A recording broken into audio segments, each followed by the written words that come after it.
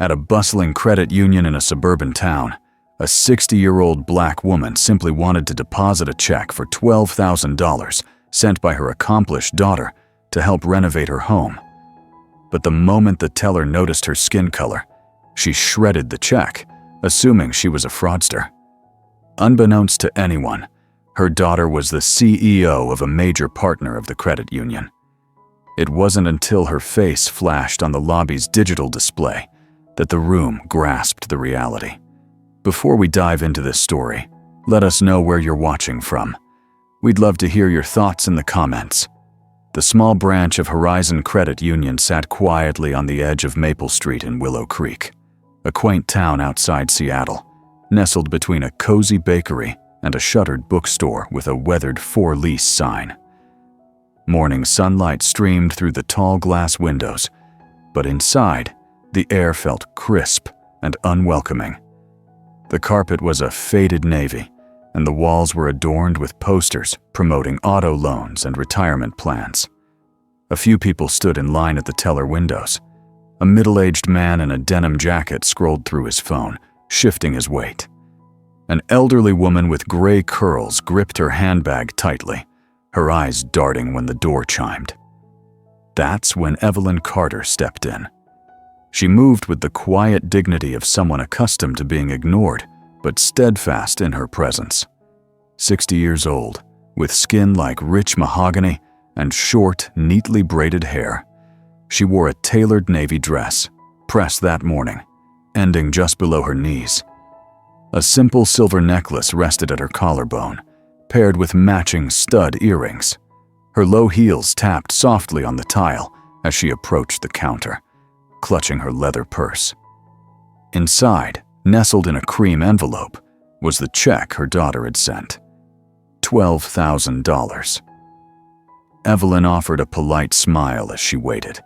The teller beside the open window, a young man with sandy blonde hair, barely glanced her way, engrossed in chatting with a customer.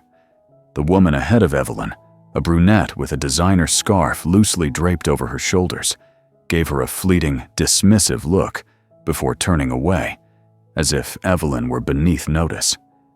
Evelyn brushed it off. She'd seen that look before. Her focus shifted to the teller at the window, a young woman with straight auburn hair tied in a low bun and glossy nails clicking on her keyboard. Her name tag read, Sarah. When Sarah finally looked up, her eyes scanned Evelyn with a quick, appraising glance. "Hello," Evelyn said, her smile warm but reserved. "I'd like to deposit this check, please." She opened her purse, retrieved the envelope, and gently slid the signed check across the counter. Sarah picked it up gingerly, as if it might be contaminated. Her brow creased. "Is this yours?" she asked, her tone laced with skepticism. Evelyn's smile wavered for a moment. "Yes, ma'am. It's from my daughter. She sent it yesterday." Sarah turned the check over, her eyes narrowing as she read the name. Lauren Carter. "And who's that?" Evelyn paused, balancing frustration with composure. "My daughter," she said calmly.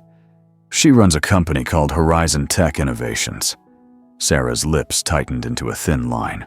Her gaze swept over Evelyn again, from her polished dress to the fine lines around her eyes, to the deep brown of her skin. "This check's for $12,000, Sarah said slowly, as if the amount itself made Evelyn suspect. "I'll need to verify this." Evelyn nodded, reaching into her purse. "You can call her. I have her number right here." But Sarah didn't move for the phone. Her expression held a practiced doubt, one Evelyn had encountered too often in too many places. Without a word, Sarah picked up the check again, and, in one swift motion, fed it into the shredder beside her desk. The machine's low hum filled the silence for a brief moment. Evelyn froze, her breath catching. She stared, stunned, as the check vanished into the shredder's blades, reduced to scraps. "Excuse me." Her voice was quieter than she intended. Sarah shrugged. "If it's legitimate, she can send another one. We don't process suspicious checks, especially not for that amount." The room fell silent. The blonde teller paused mid-sentence. The woman with the designer scarf turned fully around, her green eyes fixed on Evelyn, as if the scene confirmed her assumptions. A man in a fleece jacket near the back of the line shook his head slowly. Evelyn's face grew warm, but she didn't raise her voice. She didn't argue. Her grip tightened on her purse, knuckles pale. "I'd like to speak to your manager," she said, her voice low but firm. Sarah didn't flinch. "You can return with proper documentation," she replied, gesturing to the next customer. "Next, please." Evelyn stepped aside, her hands trembling, but her posture erect. She moved to the worn leather chairs by the lobby window and sat slowly, her heart racing, cheeks burning, not just from embarrassment, but from that familiar bitter sting. It wasn't just the shredded check. It was the way Sarah looked at her, as if she didn't belong, as if a black woman, well-dressed or not, couldn't possibly present a check like that without something being amiss. Evelyn clutched her purse tighter in her lap. She'd spent her life proving people wrong quietly, but today stung deeply. Sitting in that chilly credit union lobby, with strangers' glances suggesting their doubt was justified, all she could do was breathe and wait. The lobby felt colder than it should have. Evelyn Carter sat still in the corner chair, back straight, hands gripping her purse so tightly her knuckles ached. The leather seat creaked faintly, but she didn't move. Her heart pounded, but her face remained composed, as her mother had taught her. Never let them see you falter. Across the room, the line at the teller windows had moved on. The woman with the scarf was gone. The man in the fleece jacket lingered, casting occasional glances her way. New customers trickled in. No one spoke to her, but their glances lingered. Quick, knowing looks from people who thought they understood her story without asking. Evelyn's eyes dropped to the floor, tracing the patterns in the tile, her breathing slowing. The ache in her chest persisted. It wasn't about the money. She'd navigated lean times before. But the way Sarah had looked at her, as if she were a liar, as if she didn't deserve to stand at that counter, as if the name on that check couldn't belong to her. She thought of Lauren, her daughter with the fierce spirit and warm smile, who'd said over the phone, "It's for the house, Mom."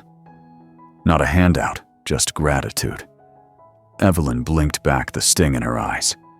The lobby was quiet, save for the soft clacking of keyboards and murmured conversations. Behind the teller windows, Sarah laughed at something the blonde teller said, her posture relaxed, as if she hadn't just humiliated an older woman in front of strangers. Evelyn's jaw tightened, her pulse thumping in her ears. Across from her, a young couple whispered to each other. The man, in his late 30s, white, wearing a plaid shirt, kept glancing at the digital screen near the entrance. His partner, with dark hair tucked into a knit cap, followed his gaze. Evelyn almost didn't look, assuming it was another ad for mortgage rates or savings accounts. But their changing expressions piqued her curiosity. She turned her head, her eyes landing on the large screen by the door. It cycled through the usual slideshow. Cheerful photos of families, logos of local partners. Then the next slide appeared. Evelyn's breath hitched. There was Lauren, her daughter, standing at a podium in a sleek blazer, her smile confident yet warm. The backdrop reading, "Seattle Business Summit for Inclusive Growth." Below, bold text, Horizon Tech CEO Lauren Carter speaks on community partnerships sponsored by Horizon Credit Union. Evelyn stared, half thinking she'd imagined it. But another slide followed, Lauren shaking hands with a city council member. Then another, the Horizon Tech logo beside the credit unions, touting their commitment to equity and progress. Her lips parted slightly. Her heart thudded, not just with frustration now, but with disbelief. She was no longer invisible. The young couple noticed her watching. The woman leaned toward the man, whispering, "That's her, right? The name on the check." He nodded slowly, eyes widening as the truth sank in. A murmur spread through the lobby. 2 more people glanced at the screen, then at Evelyn. The blonde teller stopped talking, his mouth slightly agape. Behind the counter, Sarah's head snapped toward the monitor. Her posture stiffened as she saw Lauren's face, her eyes darting back to Evelyn. For the first time, the smug certainty left her expression. The air shifted. Before Evelyn could fully process it, a door beside the teller window opened. Michael Thompson stepped out, his pressed gray suit impeccable, his polished shoes clicking on the tile. But his face, the quick glance at the screen, the flicker in his eyes as they met Evelyn's, betrayed his unease. He approached her directly, no hesitation. His hand adjusted his tie briefly before he spoke, his voice low but urgent. "Mrs. Carter." Evelyn met his gaze, steady. Her heart pounded, but her voice was cool. "Yes." Michael cleared his throat, glancing at the screen still showing Lauren's image. "I believe there's been a misunderstanding. If you'd step into my office, we can sort this out." Evelyn didn't move immediately. She let the silence linger. 30 minutes ago, she'd asked for the manager.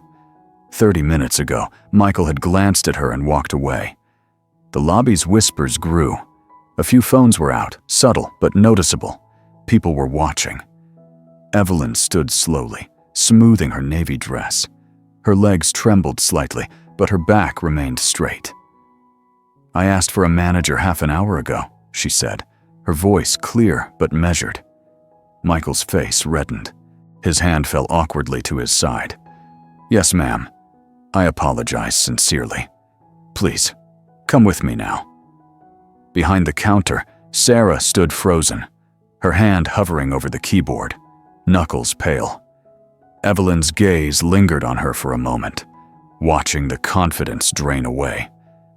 Then she turned to Michael. The humiliation, the anger, the ache. It hadn't faded. But now, there was control. She nodded once, following him to the glass-walled office as every eye followed her. The lobby was silent, save for the faint hum of the monitor cycling through its slides, Lauren's image lingering a moment longer. Her words in bold, "Equity for all." For the first time that morning, Evelyn Carter took a small, steady breath as she stepped inside. The morning air outside Horizon Credit Union was crisp when Lauren Carter pulled into the parking lot. Her sleek black SUV eased into a spot near the side entrance, its glossy finish catching the overcast sky. From outside, it was an ordinary Thursday. People running errands, customers drifting in and out. But inside, the energy was charged. Lauren sensed it before stepping through the door. She paused, hand on the steering wheel, eyes on the entrance. No media, no attorney, just her in dark slacks, loafers, and a gray jacket with the Horizon Tech logo embroidered on the pocket. She wasn't here for a spectacle, but she wasn't here to stay silent either. The door slid open as she approached. The room shifted instantly. Conversations halted. Heads turned. A woman by the ATM lowered her phone, eyes widening. Behind the teller windows, employees stiffened, exchanging nervous glances. Michael Thompson waited near the service desk, his posture rigid, his smile strained and unconvincing. 2 younger staff members hovered behind him, failing to mask their unease. They'd seen the social media posts. Everyone had. Lauren didn't pause. Her steps were steady, eyes fixed on Michael as she crossed the room. "You know why I'm here," she said, her voice calm but cutting. Michael extended a hand, his smile faltering. "Ms. Carter, let me first say, we deeply regret how your mother was treated. There's no excuse." Lauren didn't take the hand. Her gaze shifted past him to the teller windows. "Where's the woman who shredded the check?" Her tone was even, but firm. Michael's hand fell awkwardly. He shifted, clearing his throat. "She's on administrative leave, Pending review. Lauren tilted her head slightly. Is that the same as fired? Michael hesitated, glancing at the staff nearby. Not yet. We have protocols to follow. Lauren's jaw tightened, a subtle tension at the corner of her mouth. Her eyes held Michael's, unyielding. So, your protocols prioritize her job over your customer's dignity. A murmur rippled through the lobby. Customers pretended not to listen, but their eyes betrayed them. Michael shifted, his composure slipping. Ms. Carter, I understand your frustration, but we're addressing this seriously. I'm not frustrated, Lauren interrupted, her voice steady but weighty. Frustration is shouting. Frustration is walking away. She reached into her jacket, pulling out a folded sheet of paper. This is deliberate. She handed it to Michael, who unfolded it with unsteady hands. A list of organizations, clients, and partnerships tied to Horizon Tech, all banking with Horizon Credit Union. Lauren didn't waver. These are my partners who bank here. If you want to keep their accounts, I suggest your corporate office issues a public apology today. Michael's mouth opened, but no words came. He stared at the list, fingers trembling slightly. We'll get this to them immediately, he said, his voice thin. We're working to resolve this. Lauren scanned the lobby, her eyes sharp. And your staff? Her gaze swept over the employees behind Michael, then the tellers at the counter. They don't need sensitivity training. They need basic respect. The room was thick with tension. An older woman with white hair, wearing a quilted jacket, stood slowly from a chair near the door. Her voice was steady, weathered. Ms. Carter, if I may. I'm Ellen. I've banked here for decades. I'm ashamed of what happened to your mother. She paused, eyes softening. I have daughters. If someone treated them like that. Her voice trailed off, the meaning clear. Lauren nodded once, her expression steady. Thank you. A pause settled, heavy with meaning. From behind the counter, a woman stepped forward, middle-aged, with short black hair, her name tag reading Maria Lopez. She looked directly at Lauren, not Michael. You didn't even ask for ID, Maria said, her voice quiet but firm.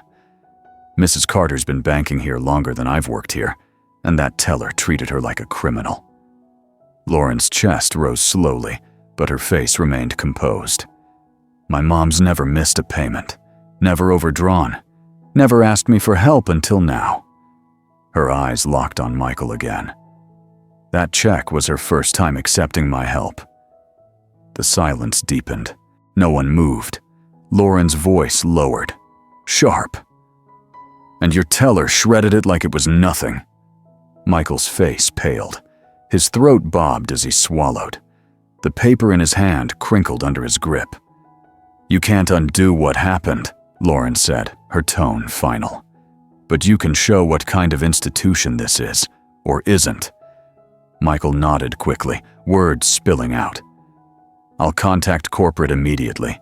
We'll address this, I promise. Lauren's tone softened, but the resolve remained. Good. She adjusted her jacket. Because if this happened to someone whose face is on your screen, imagine what happens to those who aren't. Her words lingered like a weight. Lauren turned and left, her steps quiet but firm, leaving behind a stunned lobby and a heavy silence. By the time Lauren's SUV hit the main road, her phone was buzzing nonstop. Notifications flooded in, Instagram stories, text forwards, news alerts. She ignored them at first, focusing on the road, but a notification caught her eye, tightening her jaw. It was a grainy photo from inside the credit union, the corner of the digital screen visible, her face unmistakable in her blazer, Horizon Credit Union's logo beside her. The caption hit hard. Imagine shredding a check from this woman's mother, then playing her promo video 5 feet away. The post had thousands of shares. Horizon Tech's account was tagged. Comments exploded. Lauren didn't need to read them to know the storm was growing. Across Seattle, phones lit up. People shared, retweeted, commented. Evelyn Carter's story wasn't staying quiet. It wasn't just personal anymore. It was a movement. By afternoon, local news outlets were on it. Headlines varied, but echoed the same truth. CEO's mother accused of fraud at her own credit union. Horizon Credit Union faces backlash after destroying customer's check. Racial bias claims Rock Seattle Credit Union. Comments poured in, angry, weary, familiar. A nurse wrote, "They asked for 3 IDs to deposit my paycheck. The guy before me cashed $3,000, no questions." A retiree posted, "This happened to my uncle. They questioned his savings account like he stole the money." Others were blunt. Banking while black, still a thing, still real. That night, Lauren sat in her condo, the city skyline glowing through the window, her laptop screen casting a soft light. Her inbox overflowed, media requests, speaking offers, national networks reaching out. Her assistant, Jamal, called 3 times. "Local news wants you. So does NPR. This is big, Lauren."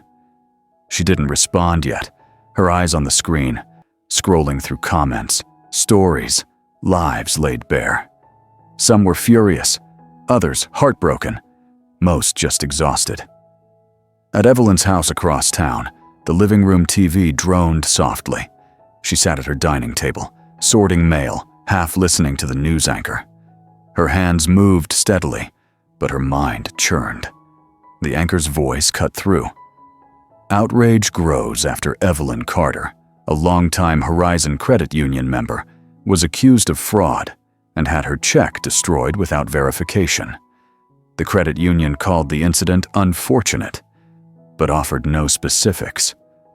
Evelyn's eyes narrowed. "Unfortunate," she muttered, the word bitter. The camera showed the credit union's exterior, a small group of protesters with signs, "Respect your customers," and "If she wasn't her mother, would we know?" The story wasn't just hers anymore. She glanced at her phone, Lauren's missed calls glowing. She hadn't called back, needing space to breathe, but there was no space left. The next morning, Evelyn couldn't walk through Willow Creek without hearing her name.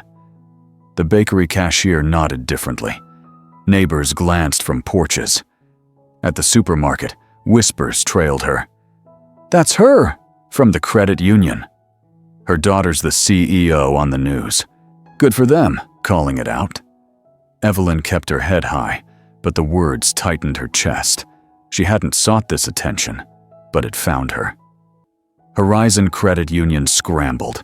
Their initial statement, brief and polished, did nothing to quell the outrage. It didn't name Lauren or Evelyn, nor Sarah, whose actions sparked it all. Corporate hoped the story would fade. They were wrong.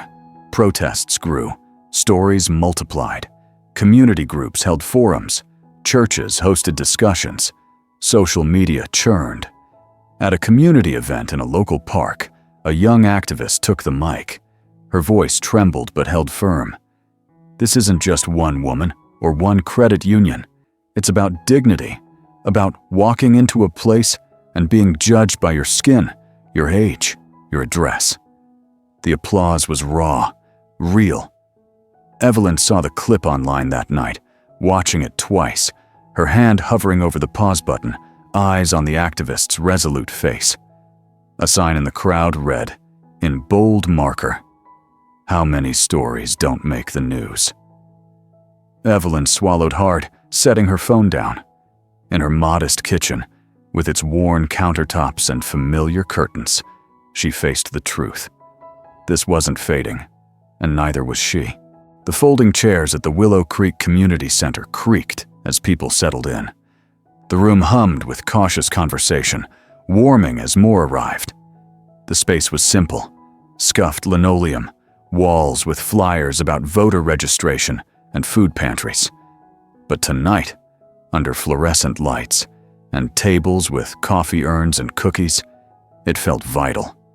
Lauren Carter stood at the back, arms crossed, watching the room fill.